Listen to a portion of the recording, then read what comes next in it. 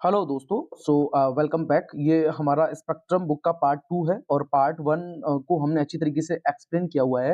अगर जो भी इस वीडियो पे आए तो इस वीडियो को देखने से पहले आप पार्ट 1 की वीडियो ज़रूर देखें, तभी आपको ये वीडियो समझ में आएगी, अन्यथा आपको वीडियो समझ में नहीं आएगी। प्लीज़ आप पार्ट 1 को जाके देखें, तभी आप इसको देखें। उसमें हमारा क्या था, उसमें सीन हमारा ये चल रहा था कि हम इसको 2 वे से कंप्लीट कर रहे हैं इस बुक को। मैं थोड़ा-सा इंट्रो दे दूँ आपको। 2 बुक का मतलब 2 सीन्स का मतलब है, एक में आपको हैंड रिटन नोट्स मिला है, उसके बाद दूसरे में आपको मिल रहा है इज़ एज़ लाइक दिस। ये 100 नोट्स है, इसमें आपके प्रीलिम्स और मेंस के एमसीक्यू हैं और उनको हम एक्सप्लेन कर रहे हैं 1 page to PYQ, 1 page to PYQ as like this. इसी तरीके से हमने एक और कंपाइल किया हुआ था जिसमें हमारा सीन था कि कुछ स्पेक्ट्रम के पेज हैं जो बहुत ज़्यादा इम्पोर्टेंट रहते हैं, जिनसे लगभग 10 से 15 एमसीक्यू बने हैं, उनको भी हमने यहाँ पे नोट करने की कोशिश की है विद द पीवाईक्यू। उसको हम गो थ्रू करेंगे। फर्स्ट ऑफ ऑल हम क्या कर रहे हैं कि अभी हम जो चैप्टर है हमारे 31 से आई थिंक 3 से लेके 31, 34 तक उन चैप्टरों के थ्रू हम जो एमसीक्यू आए उनको क्लियर करने की कोशिश कर रहे हैं। ओके, आप एक बार पार्ट 1 को देख लेंगे इजीली, आपको फिर ये पार्ट 2 अंडरस्टैंड हो जाएगा।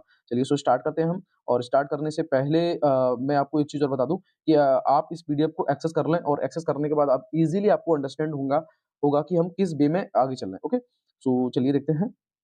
हमने यहाँ तक कंप्लीट कर लिया था। अब हम आ चुके हैं expansion of the end consolidation of the British power. तो चैप्टर 5 पे आ चुके हैं हम। इसमें देखते हैं क्या हुआ था कि किस तरीके से ब्रिटिश जो टाइम ड्यूरेशन था वो इंडिया में बढ़ता गया। तो 1740 की बात थी। एंग्लो फ्रेंच स्ट्रगल हुआ था। ये हमने पहले ही पढ़ा था कि एंग्लो फ्रेंच स्ट्रगल से सबसे ज़्यादा बेनिफिट हुआ किसको? ब्रिटिश को, ठीक है? अच्छा, उसके बाद 1757 में क्या होता है, ब्रिटिश और नवाब ऑफ बंगाल जो कि प्लासी में इनके बीच फाइट होती है, उस टाइम ब्रिटिश जीत जाती है, ठीक? 1761 में क्या होता है, थर्ड बैटल ऑफ पानीपत होता है। ये तो कहानी हमने पढ़ी थी कि किस तरीके से वो एक्सपेल करता है जो रघुनाथ राय होता है, मराठा का चीफ। तो इन इसके बदले में जब अहमद शाह अब्दाली आता है तो उनके बीच में फाइट होती है और जो कहाँ पर होती है, बैटल ऑफ पानीपत, ये थर्ड बैटल ऑफ पानीपत था। तो मराठा और अहमद शाह अब्दाली के बीच, जिसमें अहमद शाह अब्दाली जीत जाता है। चलिए आगे क्या होता है, British conquest of the Bengal. किस तरीके से ब्रिटिश कॉन्क्विस्ट हुए बंगाल पे, उसको थोड़ा-सा हम देखने की कोशिश करेंगे। बंगाल और बांग्लादेश को उस टाइम हम बंगाल बोला करते थे और जो अथॉरिटी ऑफ बिहार और उड़ीसा की थी, वो किसके अंडर में थी? नवाब अथॉरिटी के अंडर में थी और इस पूरे पार्ट को हम क्या बोला करते थे? बंगाल। बंगाल से यूरोप के लिए ज़्यादातर हम एक्सपोर्ट किया करते थे क्या? Saltpetre, Indigo, paper, cotton. ये बात मैंने आपको बताया बताया था पहले ही और इसका एमसीक्यू हमारा 2018 में आई थिंक आ चुका है। 1630 में क्या होता है, हुगली, कासिम बाजार, पटना, डेक्कन में फैक्ट्री बना ली जाती है ब्रिटिश के द्वारा। कंपनी अब देख रहे हैं आप किस तरीके से वो कॉन्क्विस्ट करते जा रहे हैं खुद को। तो कंपनी एक्चुअली में क्या करती है, 3000 रुपए पे करती है साल के हिसाब से और किसको? मुगल एम्परर को। और वो trade free duty, you can say that trade free करना स्टार्ट कर देती है कहाँ पे? बंगाल में। अब सीधी-सी बात है, आप 3000 रुपए दे दो मुगल एम्परर को और उसके बाद आप ट्रेड फ्री करो। तो इसी के बदले में कंपनी वहाँ से कितना रुपए जनरेट करती थी? वो थी आपकी 50,000। तो इसीलिए यूरोपियन को लगने लगा कि यहाँ पे काफ़ी पैदावार है। ओके, इस तरीके से आप देख रहे हैं ब्रिटिश आगे बढ़ती जा रही है। और फिर क्या होता है, 1700, देखिए ये पीडीएफ आपको तभी समझ में आएगी जब आप पार्ट 1 को देखेंगे, ठीक है? अदरवाइज़ आपको ये पल्ले नहीं पड़ने वाली है क्योंकि आप बीच में आ रहे हैं, है ना? तो आप पहले फर्स्ट वीडियो को देखें, after that second video. Okay aspirant? 1700 से लेके 1727 में क्या होता है कि मुर्शिद कुली खान जो कि दीवान था बंगाल का, ठीक है? अच्छा, इसका एक सन और होता है 1727 से लेके आपका वरा 39 तक, लगभग 11 से 12 साल तक उसको इसका दामाद और होता है मुर्शिद कुली खां का, यानी कि सल्लौह, जिसको बोलते हैं हम शुजाउद्दीन। और 1739 से लेके 40 में क्या होता है, उसका बेटा होता है सरफराज खान। एक्चुअली में ये इनकैपेबल था मुर्शिद कुली खान का। इनकैपेबल का मतलब है वो शासन करने के लिए कैपेबल नहीं था।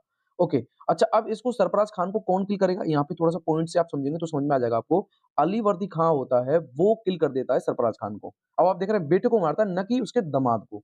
अच्छा, अब जब उनके बेटे को मार देता है और इसका मतलब ये है कि इसका जो फादर कौन हुआ सरफराज खान का, वो हुआ मुर्शिद कुली खान, ठीक है? तो जब ये उसको मार देता है तो क्या होता है कि ये जो मुगलों को ट्राइब्यूट दिया जाता था, वो अली वर्दी खान देना बंद कर देता है, ठीक है? और एक्चुअली में ये डिप्टी गवर्नर था कहाँ का? बिहार का। तो आपके अंदर ये वाला पॉइंट उठ के आ जाता है कि भई ठीक है, मुर्शिद कुली खान के बाद अगर शुजाउद्दीन बैठ गया या सरफराज सरफराज खान का नंबर आने वाला था, तो अलीवर्दी खान कहाँ से आ गया? अलीवर्दी खान एक्चुअली में डिप्टी गवर्नर था कहाँ का? बिहार का। और गवर्नर उस टाइम कौन था? मुर्शिद कुली खान। ओके? अच्छा, अब क्या होता है, ये जो पावर होती है वो ट्रांसफर हो जाती है 1757 से लेके 1765 में किसके द्वारा? नवाब के द्वारा किसको? ब्रिटिश को। ये पॉइंट आपको समझना है, ठीक है? अच्छा, अब पॉइंट यहाँ पे ये निकल के आता है कि सिराजुद्दौला, अब यहाँ पे पॉइंट एक और उठता है हमारे पास कि it is a grandson of the Alivardi Khan. अब सिराजुद्दौला यानी कि ये इसको कह सकते हैं आप नाती, है ना? जैसे बाबा, फिर बेटा, फिर नाती, इस तरीके से। बेटा तो इनका क्या था? शुजाउद्दीन, सॉरी, सरफराज खान के बाद कौन आएगा? सिराजुद्दौला। सिराजुद्दौला क्या करता है? ये शौकत जंग को मार देगा। उस टाइम शौकत जंग नवाब शासन कर रहे थे। शौकत जंग को मारने के बाद ये मीर जाफर को तो हटा देता है, उसकी जगह लगा देता है किसको? मीर मदान को। तो मीर जाफर को सिराजुद्दौला यहाँ से हटाता है, वो आगे चल के दुश्मनी निभाएगा। इस पॉइंट को हम आगे पढ़ेंगे, ठीक है? अच्छा, इसके टाइम पे सिराजुद्दौला के टाइम पे कुछ डोमिनेंट ग्रुप थे, उनमें कौन-कौन लोग थे उनके बारे में थोड़ा समझेंगे, जो आगे चल के फाइट करेंगे इसी के अगेंस्ट में। जैसे जगत सेठ है, ओमी चंद है, राय वल्लभ है, राय दुर्लभ है, ये सब डोमिनेंट ग्रुप थे सिराजुद्दौला के टाइम पे और प्राइम मिनिस्टर उस टाइम कौन थे? मोहनलाल थे, ठीक है? चलिए, अब हम आगे चलते हैं और ये कहानी थोड़ी-सी आगे बढ़ती है। अब क्या होता है, बैटल ऑफ प्लासी होती है, तो प्रिल्यूड्स ऑफ दी बैटल, बैटल से पहले क्या प्रिल्यूड्स थे उनको देखेंगे, यहाँ ऑफ लिखा हुआ है ये, ठीक है? सो मतलब ये एक्चुअली में ये था कि बैटल ऑफ प्लासी होने से पहले क्या कहानियाँ बनी, क्यों ये हुआ बैटल ऑफ प्लासी, तो उसके बारे में थोड़ा-सा हम देखने की कोशिश करते हैं। फर्स्ट ऑफ ऑल क्या था, देखिए आपस में कुछ ना कुछ ऐसे विवाद हुए होंगे जब बैटल ऑफ प्लासी की नौबत आई। पहली बात ये थी कि कंपनी ने जो ट्रेड था उसको रैम्पेड तरीके से मिसयूज़ करना शुरू कर दिया। मतलब पूरी तरीके से आप कह सकते हैं। तो अब सीधी-सी बात है, ₹3000 देके ₹50,000 कमा रहे हैं, तो वो ट्रेड को बहुत ज़्यादा मिसयूज़ करना शुरू कर दिया था। किसने? कंपनी ने, ठीक है? अच्छा, उसके बाद क्या हुआ कि जो कलकत्ता था उसको उसकी नवाब की परमिशन लिए बिना ही उन्होंने उसको क्या करवा दिया? फोर्टिफाइड करवा दिया। फोर्टिफाइड का मतलब है उसमें कुछ ना कुछ चेंजेशन करा देना। तो कलकत्ता को विदाउट परमिशन ऑफ नवाब को इन लोगों ने क्या करवा दिया? फोर्टिफाइड करवा दिया। अच्छा, आगे क्या होता है? ये किसके द्वारा कराया गया? रॉबर्ट क्लाइव के द्वारा। सिराज जो होता है, सिराज की एक्चुअली में टाई अप था फ्रेंच के द्वारा, तो उस पावर को भी इन लोगों ने क्या कर दिया? रिड्यूस कर दिया। तो मतलब अगर आप फ्रेंच से ज़्यादा ताल्लुक रखेंगे तो हम आपको इतने प्रिविलेज नहीं देंगे। अच्छा, आगे क्या होता है? Seized the English fort at Calcutta. अब देखिए, जब कलकत्ता को फोर्टिफाइड करा दिया इंग्लिश ने विदाउट परमिशन ऑफ द नवाब, तो सीधी-सी बात है, वहाँ पे इंग्लिश कुछ ना कुछ तो करेगी। यस, तो ये क्या करते हैं, सीज़्ड द इंग्लिश फोर्ट, जो कलकत्ता में उन्होंने इंग्लिश ने अपना फोर्ट बनाया था, उसको ये लोग क्या कर देते हैं, जो मुगल एम्परर होते हैं, वो इसको सीज़्ड कर देते हैं, ठीक है? अच्छा, उसी टाइम पे एक ट्रेजेडी और हो जाती है, ब्लैक होल ट्रेजेडी, जो सिराजुद्दौला के टाइम पे हुई थी। इसमें सीन ये था कि इसमें लगभग काफ़ी जो ब्रिटिश थे उनको एक कमरे में बंद कर दिया जिसमें अँधेरा था और बहुत से लोग उसमें मारे गए, ठीक है? अच्छा, आगे क्या होता है फिर? ये सब कंडीशनें बन रही हैं, बैटल ऑफ प्लासी की लड़ाई इस तरीके से स्टार्ट होगी। कहते हैं ना कि तेरे सामने अगर मैं आ गया, मेरे सामने तू आ गया, तो कुछ वो तू बोलेगा, कुछ मैं बोलूँगा, तब आफ्टर दैट फाइट होगी। सो कृष्णदास एक्चुअली में ये सन थे किसके? राज बल्लभ के। ये खजाना लेकर भाग गए, जो कंपनी ने मिसलीड किया सिराज को। तो आप देख रहे हैं कि सिराजुद्दौला को किस तरीके से इन्होंने ये बोला कि भई जो कृष्णदास थे, वो राज बल्लभ के पुत्र थे, वो वही खजाना लेकर भाग गए। इन्होंने मिसलीड कर दिया सिराजुद्दौला को। एक पॉइंट ये भी था। अच्छा, अब ये सारी बातें जब बन गई, प्रिल्यूड्स हो गई, तो बैटल तो होगा। कॉमन सी बात है, बैटल होना ज़ाहिर है। तो बैटल होता है, बैटल ऑफ प्लासी में क्या होता है, Robert Clive at Calcutta from the Madras to strength the position in Bengal. तो एक्चुअली में रॉबर्ट क्लाइव ये चाहता था कि मद्रास से जो पावर है वो बंगाल तक बढ़े, ओके। अच्छा, इसी के रिगार्डिंग क्या होता है, Clive forge a secret alliance. Clive क्या करता है, फोर्ज करता है एक सीक्रेट अलायंस को, जिसमें कौन रहता है, मीर जाफर, राय दुर्लभ। अब देखिए डोमिनेंट ग्रुप है सिराजुद्दौला के, जगत सेठ, ओमी चंद। आप देख रहे हैं किस तरीके से जो डोमिनेंट ग्रुप था सिराजुद्दौला का, वो भी किसके साथ मिल गया, क्लाइव के साथ, ठीक है। और इसमें से रॉबर्ट क्लाइव ये कह देता है कि ठीक है मीर जाफर साहब, हम आपको नवाब बना देंगे, ठीक। तो मीर जाफर क्या करता है, जब क्लाइव और सिराजुद्दौला के बीच फाइट होती है, तो मीर जाफर अपने बेटे यानी कि मीरान से बोलता है कि भाई तू जाके मर्डर कर दे किसका, सिराजुद्दौला का, तो मैं क्या होऊँगा, नवाब बन जाऊँगा वहाँ का। आप पॉइंट को समझते रहिएगा, ओके। अच्छा, अब क्या होता है, आगे कहानी होती है, कुछ सिग्निफिकेंट इस बैटल के निकल के आते हैं, उनको भी हम देखने की कोशिश करते हैं, क्या-क्या सिग्निफिकेंट निकलते हैं। सो यहाँ पे है हमारे पास कि जो मिलिट्री सुप्रीमेसी थी, वो स्टेबलाइज़ हो गई बंगाल में। किसकी? मिलिट्री सुप्रीमेसी, सीधी-सी बात है, ब्रिटिश की होगी, तो वो स्टेबलाइज़ हो जाएगी बंगाल में। एक पॉइंट तो ये निकल के आया बैटल ऑफ प्लासी का। दूसरा, फ्रेंच आउटस्टेड्स, मतलब फ्रेंच को बेदखल कर दिया इन लोगों ने। अब देखिए, फ्रेंच से टाई अप था हल्का-फुल्का सिराजुद्दौला का, बट इन लोगों ने उसको tie up you can say that ousted कर दिया। अच्छा, आगे क्या होता है, Mir Jafar become the Nawab of Bengal. अब देखिए वही कहानी, मीर जाफर को रिप्लेस किया था सिराजुद्दौला ने, तो उसको इन लोगों ने क्या बना दिया, नवाब ऑफ बंगाल। अच्छा, और लार्ज आप कह सकते हो मनी प्लस और ज़िम्मेदारी लगभग 24 परगना की, वो किसको मिल गई, इंग्लिश को मिल गई। किसके? After that of the Plassey. और सुप्रीम कंट्रोल जो थी वो क्लाइव को मिली, और सपोर्टर जो थे वो कौन था इसका, मीर जाफर था, ठीक है। तो बैटल ऑफ प्लासी आपको समझ में आ गया क्यों हुआ, क्या कारण थे। चलिए आगे चलते हैं, फिर हमें कहानी मिलती है मीर कासिम की। मीर कासिम की कहानी क्या थी, उससे पहले हम एक एमसीक्यू देखेंगे अपना, हमारा एमसीक्यू छूट रहा है, ओके, सो देखते हैं। एमसीक्यू हमारे पास हु वेट यहाँ पे एमसीक्यू है हमारे पास, थोड़ा-सा मैं और छोटा कर लेता हूँ तो आपको समझ में आएगा और देखते हैं ये प्रेडिक्टेबल एमसीक्यू है तो आपको देख के चलना है। Who among the following was were related to the battle of Plassey 1757। तो इनमें से कौन-सा जो ऐसी पर्सनैलिटी थी जो रिलेटेड थी 1757 से। तो दिस एक है लॉर्ड कर्जन, ये तो भई हमने कहीं पढ़ा ही नहीं। Robert Clive yes. Bahadur Shah Zafar ये भी नहीं पढ़ा करा हमने। सिराजुद्दौला यस। तो इसका आंसर हमारे पास क्या हो जाएगा? ओनली पेयर 2 ठीक है? Not 3 only pair 2। इसका आंसर हमारे पास होगा ओनली पेयर 2। चलिए आगे चलते हैं फिर हम देखते हैं अब कहानी क्या बढ़ती है हमारी। अब हम 6 पेज पे आ गए, देखते हैं। यहाँ पे है मीर कासिम। अब ये मीर कासिम कौन है भई? ये तो हमने पढ़ा नहीं था, मीर जाफ़र तक तो हमें पता था। तो मीर कासिम एक्चुअली में क्या था, ये दामाद था किसका? मीर जाफ़र का। और वो परेशान हो चुका था कंपनी के इंटरफेयर से, ठीक? तो इसलिए वो ट्रीटी कर लेता है 1760 में। इस ट्रीटी में क्या कहानी होती है, वो उस ट्रीटी को थोड़ा-सा देख लेंगे। हालाँकि ये ट्रीटी अब तक यूपीएससी में नहीं पूछी है, बट हम प्रेडिक्ट कर रहे हैं कि क्वेश्चन ये भी बन सकता है। तो मीर कासिम एग्री हो जाता है, क्या सीड करने के लिए कंपनी को बुर्दगाँव, मिदनापुर और चिटगाँव। तो चिटगाँव, मिदनापुर और बुर्दगाँव की ये कंपनी को क्या कर देगा you can say that possession दे देगा। कंपनी वुड गेट कंपनी को और 1/2 शेयर मिलेगा जो भी चूनम का ट्रेड होता है सेलर्स में, ठीक? ये भी parts of the Mir Kasim treaty of 1760 की। अच्छा outstanding pay off company given by Mir. तो कंपनी क्या होती है आउटस्टैंडिंग पे करती है, ठीक? उसके बाद 5 लाख रुपए जो होते हैं वो for financing the company war effort in south India. तो साउथ इंडिया में जो वॉर की वजह से फॉट हुए उसमें भी 5 लाख रुपए दिए जाएँगे फॉर द फाइनेंसिंग मतलब ये किसको मिलेंगे? ये कंपनी को मिलेंगे, ना कि मीर कासिम की उसको। भाई सीधी-सी बात है ट्रीटी कर रहा है तो वो कुछ ना कुछ उसको देगा। Company friend, Mir friend and enemy. तो अब एक पॉइंट लास्ट में निकल के ये आता है कि मीर कासिम का जो दोस्त है वो कंपनी का दोस्त है और कंपनी का जो दोस्त है वो मीर कासिम का दोस्त है या फिर कंपनी का जो एनिमी है वो मीर कासिम का एनिमी है। इस टाइप का एक पॉइंट निकल के आता है। अच्छा आगे क्या होता है under the pressure of the company Mir Jafar क्या होता है रिज़ाइन दे देता है। अब देखिए जब इतना परेशान हो गया तो कॉमन सी बात है भाई वो एज़ ए पपेट बना दिया तो वो रिज़ाइन देगा ना। तो उसको पेंशन पे भेज दिया गया ₹1500 पर एनम के हिसाब पर, है ना? अच्छा, अब क्या होता है कुछ स्टेप लिए गए मीर कासिम के द्वारा। जब कॉमन सी बात है, ये दामाद है उनका तो कुछ ना कुछ तो दिक्कत होगी, है ना? तो ये सोचता है दामाद अब मीर जाफ़र तो परेशान हो चुका था तो उसका दामाद कौन आ चुका था? मीर कासिम। मीर कासिम क्या करता है, मीर कासिम की कैपिटल जो वो बोलता है ये सारी कहानी कहाँ चली थी? इससे पहले की जो हमने टीटी देखी, वो सब कुछ चली थी हमारी मुर्शिदाबाद में। तो बोलता है भाई ठीक है, बहुत दिन हो गए इन चीज़ों से यहाँ से भसड़ हटो और अब हम चलते हैं कहाँ पे? मुंगेर। तो वो मीर कासिम क्या करता है जो कैपिटल मुर्शिदाबाद से लेके मुंगेर लेके जाता है, जो कि कहाँ पड़ती है? बिहार में। अब ये पॉइंट आपके लिए समझ में आ जाना चाहिए थोड़ा-सा कि मुर्शिदाबाद से मुंगेर को कैपिटल ट्रांसफर करने वाला कौन व्यक्ति था? तो वो आपको ध्यान रखना है मीर कासिम। अच्छा रीमॉडलिंग करता है आर्मी को और एनहांस करता है इनकी खुद की स्किल और एफिशिएंसी को कौन? मीर कासिम। अब ये सब चीज़ें तैयार हो रही हैं किसके लिए?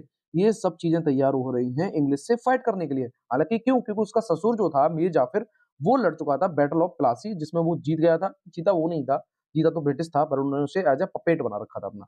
चलिए आगे चलते हैं फिर हम कहानी। अब क्या होता है, अब देखिए आप देख रहे हैं किस तरीके से मीर कासिम अब भिड़ने वाला है किससे? इंग्लिश से। अभी तक हम वहाँ तक पहुँचे थे। तो बैटल ऑफ बक्सर होता है। बैटल ऑफ बक्सर से पहले की क्या कहानी बनी? एक्चुअली में बैटल ऑफ बक्सर प ऐसे नहीं हो गया होगा। कुछ ना कुछ तो ड्रामा हुआ होगा, कुछ ना कुछ इनमें आपस में मतभेद रहे होंगे, जो फाइनली उसने रूप ले लिया बैटल ऑफ बक्सर का। सो क्या होता है यहाँ पे Mir Qasim work as a puppet. अब देखिए मीर कासिम जो था वो बक्सर के युद्ध से पहले एक पपेट की तरह काम कर रहा था, ठीक है? अच्छा इसी में एक राम नारायण और थे ये एक्चुअली में डिप्टी गवर्नर थे बिहार के, ठीक? अब क्या होता था मीर कासिम को अगर रेवेन्यू का कोई काम कराना पड़ता था, तो वो उसके पास जाते थे, किसके पास? राम नारायण के पास कि साहब ये है, मेरा काम कर दो, है ना? बट क्या होता था कि राम नारायण के भी नखरे थे बहुत ज़्यादा क्योंकि उसको सपोर्ट मिला था किसके द्वारा? इंग्लिश के द्वारा। तो वही पॉइंट लिखा हुआ है, थोड़ा-सा पॉइंट समझेंगे यहाँ पे। पॉइंट लिखा हुआ है हमारा Ram Narayan deputy governor of Bihar not listen Mir Qasim for the revenue और इसको सपोर्ट मिला था किसके द्वारा इंग्लिश ऑफिशियल्स के द्वारा। अच्छा आगे क्या कहानी होती है बक्सर से पहले की the misuse of the company Dastak. अब जो कंपनी का दस्तक था उसको भी इन लोगों ने मिसयूज करना शुरू कर दिया। अब इसका मतलब क्या था loss of tax revenue of the nawab. अब सीधी सी बात है जब दस्तक का आप मिसयूज करेंगे तो इससे जो रेवेन्यू लॉस होगा वो किसका होगा नवाब का होगा। और इंपीरियल जो फार्मर थे इंग्लिश ट्रेड और बट टैक्स नहीं। मतलब कुल मिला के ये है कि इंपीरियल जो फार्मर थे वो इंग्लिश के साथ ट्रेड कर सकते थे लेकिन उनको टैक्स नहीं देना था। कंपनी का जो सर्वेंट था वो दस्तक को बेच सकता था प्राइवेट ट्रेड कर सकता था उसका। देख रहे हैं आप किस तरीके से ये रैम्पेंट मिसयूज कर रहे हैं ऑफ द दस्तक। अच्छा, उसके बाद क्या होता है, outbreak this system between the Mir Qasim and nawab. तो मीर कासिम और नवाब ने जो सिस्टम बना रखा था वो भी टूट चुका था। तो ये सारी कंडीशन बन रही थी, प्रिल्यूड्स थे for the battle of Buxar. अच्छा, बंगाल रिकवर दी कॉन्फिडेंसी। तो बंगाल ने कुछ कॉन्फिडेंसी को रिकवर किया, जैसे उसमें नवाब उपवद, मीर कासिम, शाह आलम। अच्छा, अब होती है फाइट इनके बीच में। तो फाइट में देखिए मैं पहले ही कह चुका था आपको कि उनका सन-उल्लाह आ चुका था मीर जाफर का, मीर कासिम और नवाब ऑफ अवध से। भाई सीधी-सी बात है, जब बक्सर का युद्ध हो रहा था तो उन लोगों ने एक अपना कॉन्फिडेंसी बनाई और जिसको मैंने अभी आपका ज़िक्र किया था, गुट था। और उस गुट में वो कहते हैं भाई ठीक है, ये 3 का गुट बन गया, है ना? ये रहा। अब इस गुट से भी इंग्लिश परेशान थे कि इन लोगों ने गुट बना दिया, चलिए इनको देखते हैं। अच्छा, अब क्या होता है, उस टाइम रॉबर्ट क्लाइव जा चुके थे, तो उनकी जगह आ चुके थे हेक्टर मुनरो। अब ये पॉइंट आपको समझना है कि एक आपका यूपीएससी में एमसीक्यू बन सकता है कि बैटल ऑफ प्लासी में कौन था, उस टाइम रॉबर्ट क्लाइव थे। और बैटल ऑफ बक्सर में कौन था, तो वो आपके हेक्टर मुनरो थे। क्लियर कट है यहाँ तक? चलिए। अच्छा, अब क्या बात बनती है, मीर कासिम, नवाब ऑफ अवध और शाह आलम। तो मीर कासिम तो ये था व्यक्ति। नवाब ऑफ अवध, अवध से कौन लड़ रहा था, शुजा उद दौला। ठीक। उसके बाद शाह आलम कहाँ से थे, मुगल से थे। इनके बीच फाइट होती है। और इंग्लिश की तरफ से कौन था, हेक्टर मुनरो। हेक्टर मुनरो क्या होता है, वो जीत जाता है। ये जो विक्ट्री होती है, this victory English made a power in the north India. Battle of Buxar से नॉर्थ इंडिया में क्या हुआ कि इंग्लिश की पावर जो थी वो और एक्सपेंस हो गई। और जो ड्यूटी थी वो 2% लगा रखी थी इन्होंने, किस पे, साल्ट पे। ठीक। उसके बाद क्या होता है, निजामुद्दौला सन्स मीर। निजामुद्दौला का आप कह सकते हो मीर जाफर जो था उसके जो निजामुद्दौला था उसको रियल पावर दी, बट उसको बना के रखा था इन्होंने नायब सूबेदार।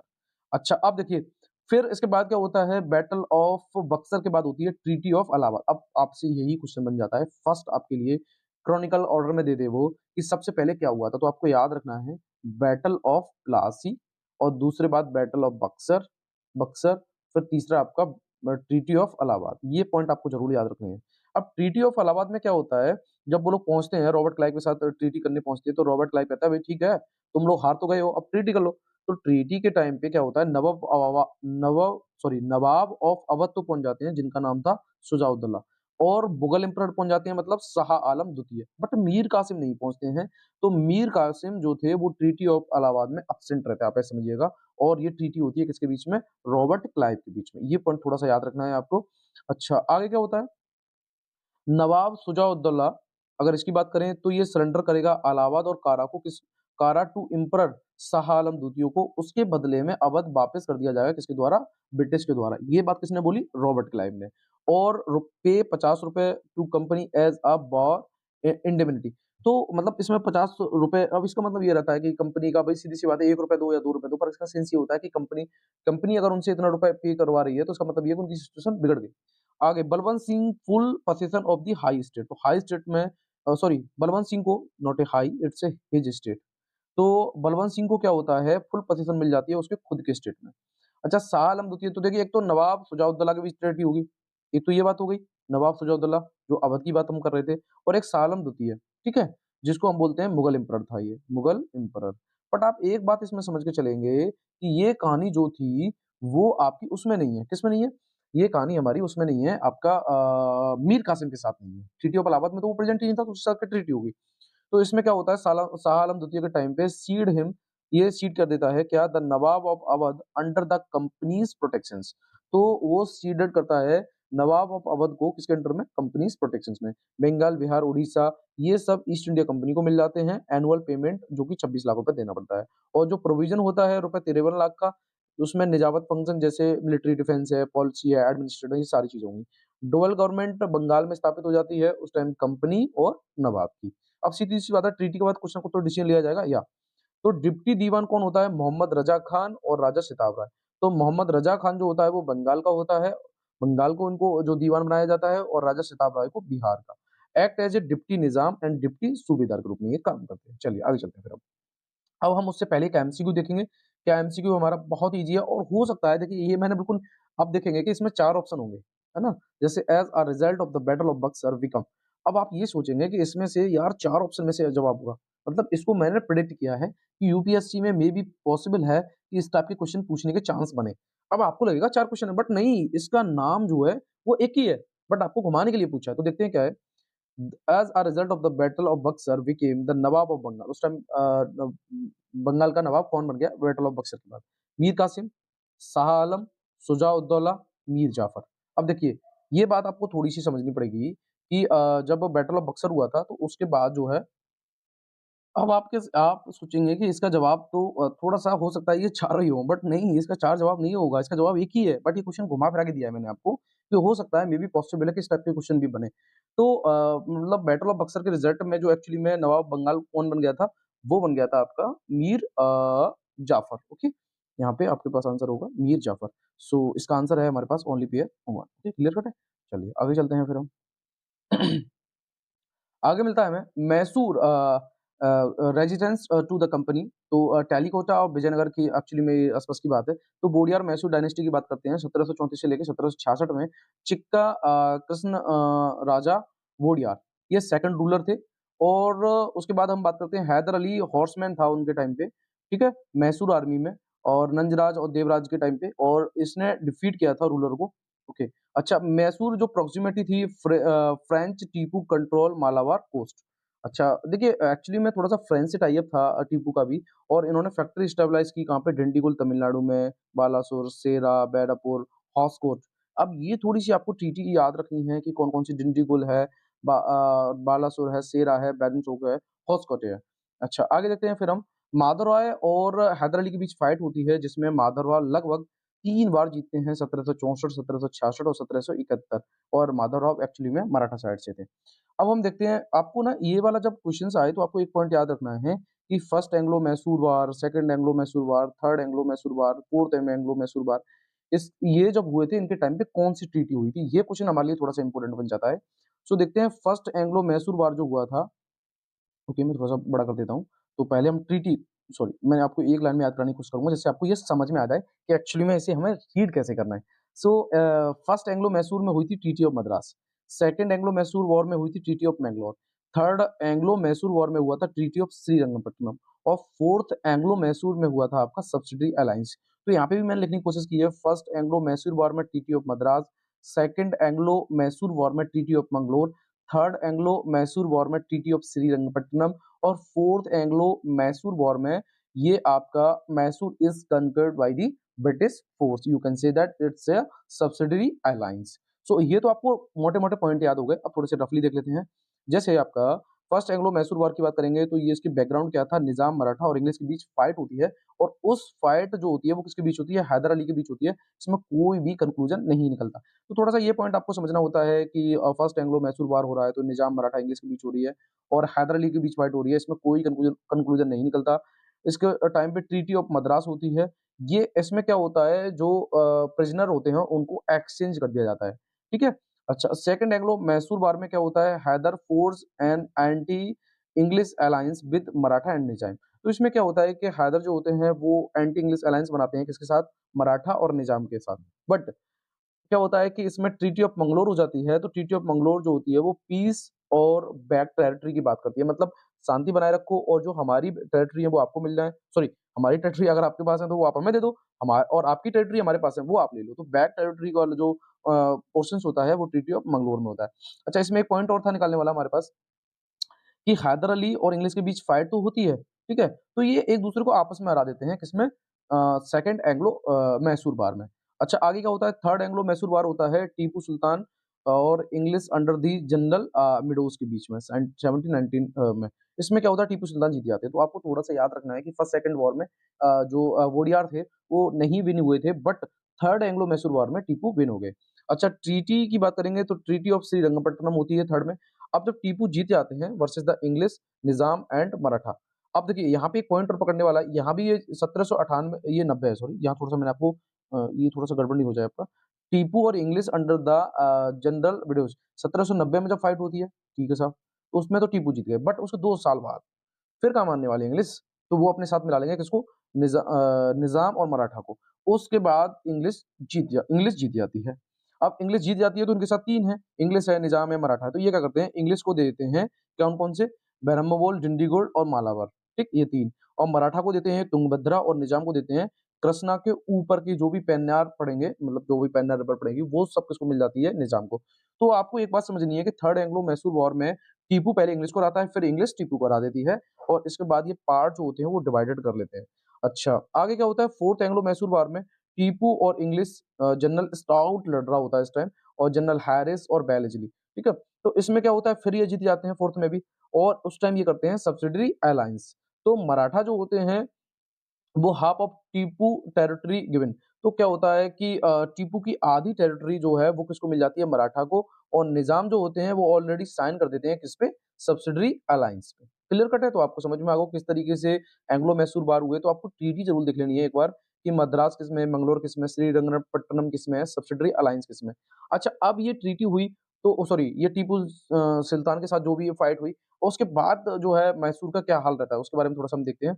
सो यहाँ पे है पहला पॉइंट कि बेलेजली ऑफर करता है सुंडा और हटरबोली डिस्ट्रिक्ट को, किसको? मराठाओं को। अब देखिए वो बोलता है भाई बेलेजली जीत चुका वहां से, तो बेलेजली बोलता है कि ठीक है, सुंडा और हटरबोली डिस्ट्रिक्ट जो है वो किसको दे दिए जाएंगे? मराठा को। निजाम given the district Gunti and गुरमकोंडा। तो निजाम को मिल जाते हैं गुंटी और गुरमकोंडा। इंग्लिश टुक द पोजीशन, कहाँ पे इंग्लिश की पोजीशन रहेगी आपकी? कन्नाडा, वायनाड, कोयम्बटूर, द्वारापुरम एंड शेरिंग श्रीरंगपट्टनम। तो ये चीजें आपको जरूर याद रखनी है कि सुंडा, हरपर नोली ये किसको मिल गया था? गुटी, गुरमकोंडा किसको मिल गया था आफ्टर दी टीपू। ओके, 1831 में क्या होता है? 1831 में William Bentinck to control Mysore. तो 1831 में ये जो कंट्रोल होती है वो किसके अंडर में आ जाती है? विलियम बेंटिक के कंट्रोल में आ जाती है, ठीक है। अच्छा, 1881 में Lord Ripon restored the kingdom.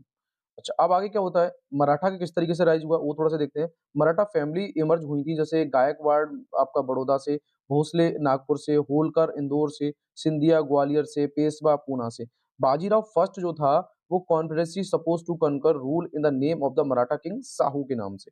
Okay, तो यहाँ पे एमसीक्यू बना नहीं है तो वो मैंने वहां पे नहीं लिखा है, जो एमसीक्यू बनेगा उसको हम डेफिनेटली करेंगे। चलिए अब हम आगे चलते हैं, देखते हैं क्या है हमारे पास।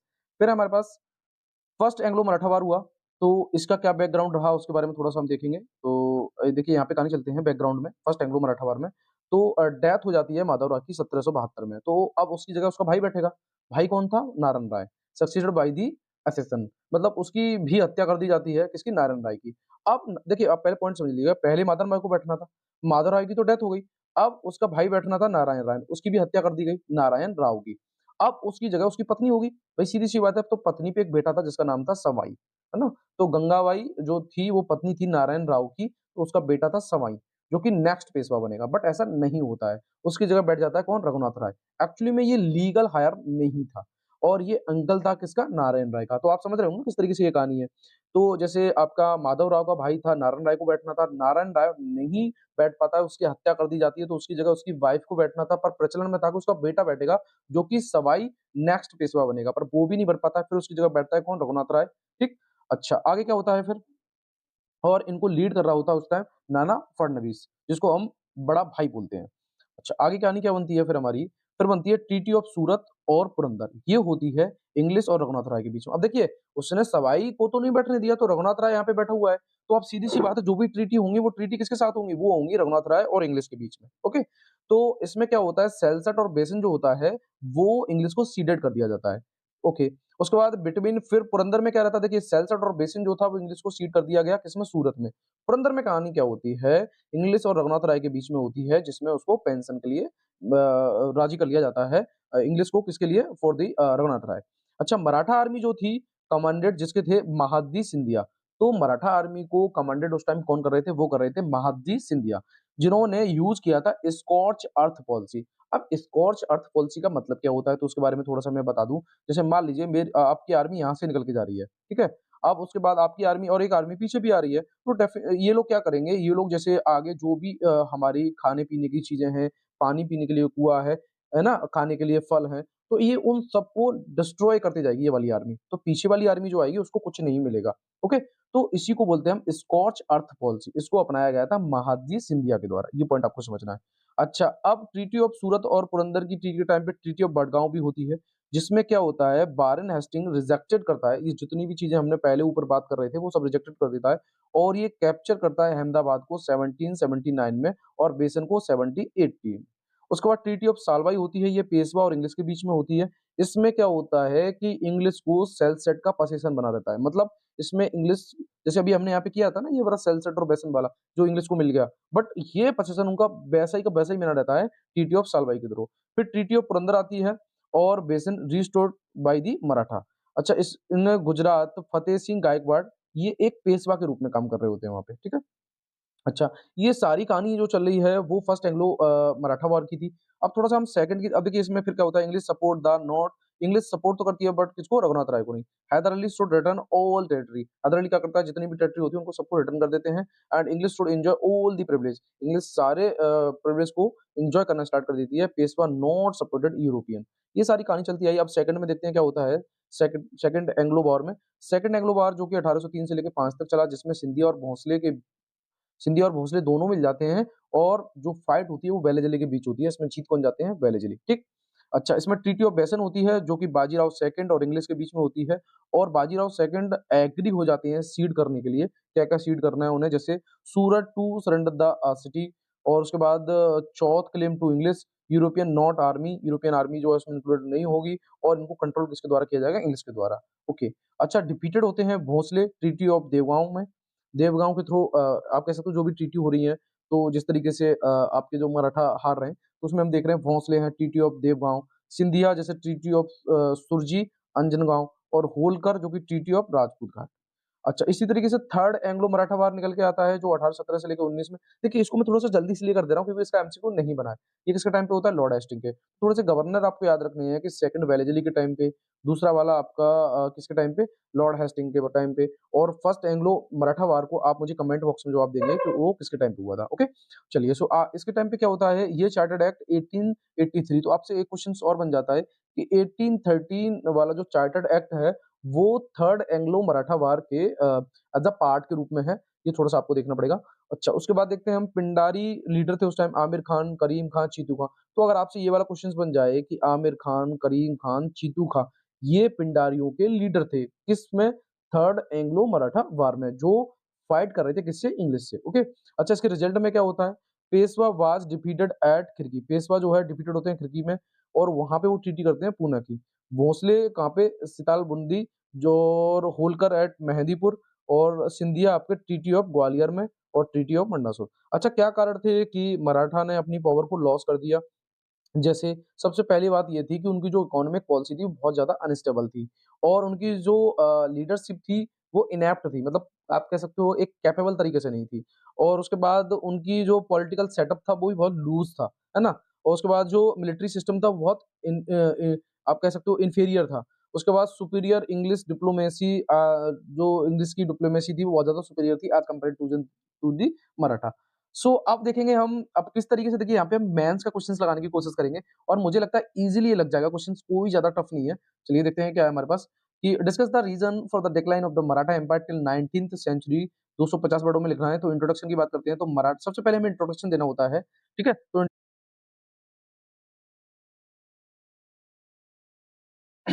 ओके सॉरी सो सबसे पहले हमें इंट्रोडक्शन देना पड़ता है तो उस इंट्रोडक्शन में हम देखेंगे क्या कहानी थी Maratha empire was a major power in India from the late 17th century to the mid 19th century ये तो क्लियर कट है भाई 17 से 19 तक मराठा एम्पावर जो था वो एक्चुअली मेजर पावर में था ये स्टेबलाइज करता है the Maratha warrior king Shivaji in 17th century and reach अब देखिए मराठा जो पावर थी वो कब किस टाइम पे जीनत पे पहुंचती है वो पेशवा बाजीराव फर्स्ट के टाइम पे जो कि टाइम था 18th सेंचुरी का फिर भी क्या होता है मिड 19th सेंचुरी की बात करें तो मराठा एम्पायर समथिंग डेक्लाइन उसमें आ गया था फॉर्म में आ गया था leading to the stabilize of British colonial rule over much of India okay अच्छा अब इसकी बॉडी देख लेते हैं थोड़ा सा इस क्वेश्चन की क्या बॉडी है सबसे पहले हमें रीजन देने पड़ते हैं क्या रीजन रहेंगे क्या नहीं रहेंगे reason okay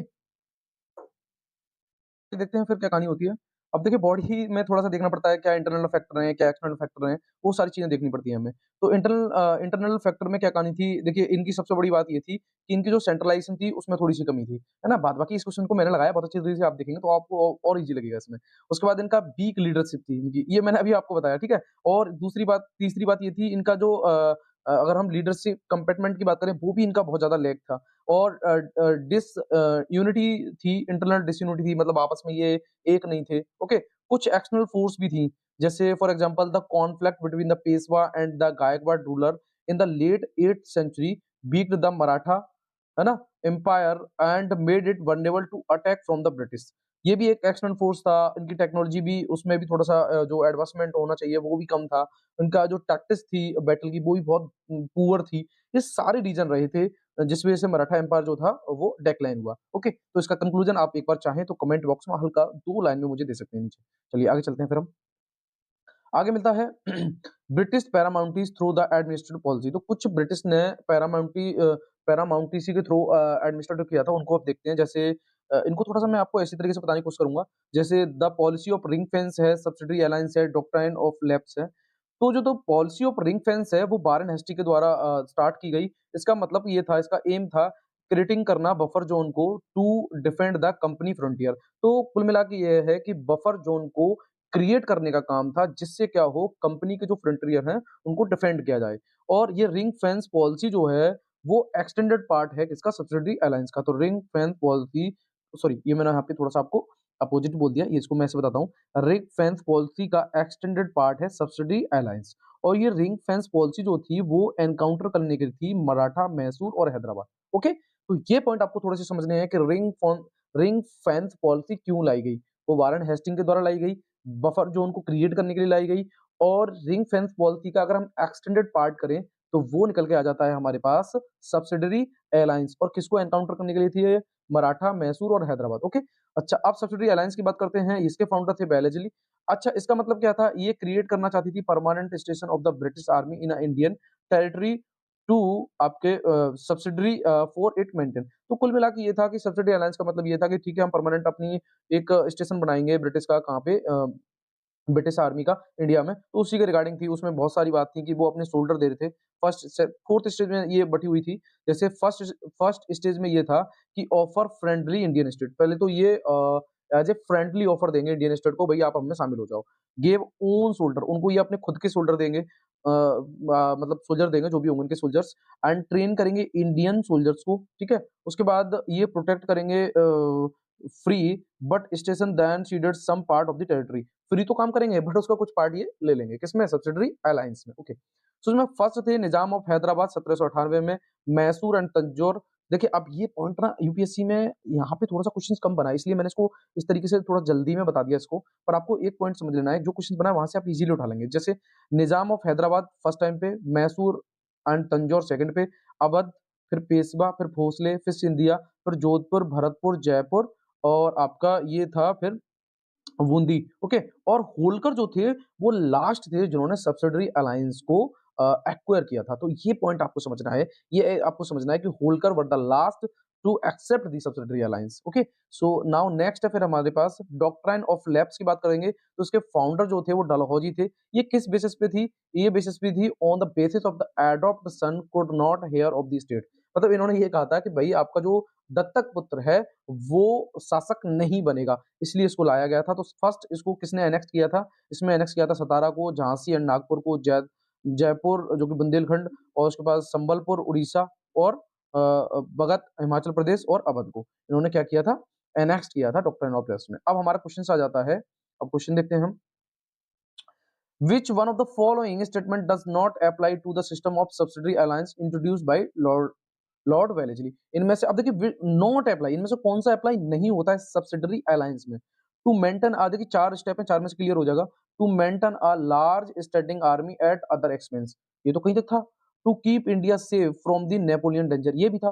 to secure a fixed income for the company, आगे देखते हैं, इसमें थोड़ा सा कंफ्यूजन है। To stabilize British paramountcy over the Indian state. अब देखिए इनमें से थोड़ा देखते हैं तो आपको पॉइंट निकल के आ जाता है कि ये तो था भाई। To maintain large standing army at the other expense, ये था। To keep India safe from the Napoleon, ये भी था। देखिए ये 4 स्टेप है ना, ये मैंने आपको बताया था। फ्रेंडली इंडियन स्टेट, थोड़ा सा राउंड फिगर करके क्वेश्चन दिया है। To secure a fixed income for the company, ये कहानी कहीं नहीं थी। तो इसका मतलब ये है कि हमारे पास आंसर इसका क्या हो जाएगा, सी। चलिए आगे चलते हैं।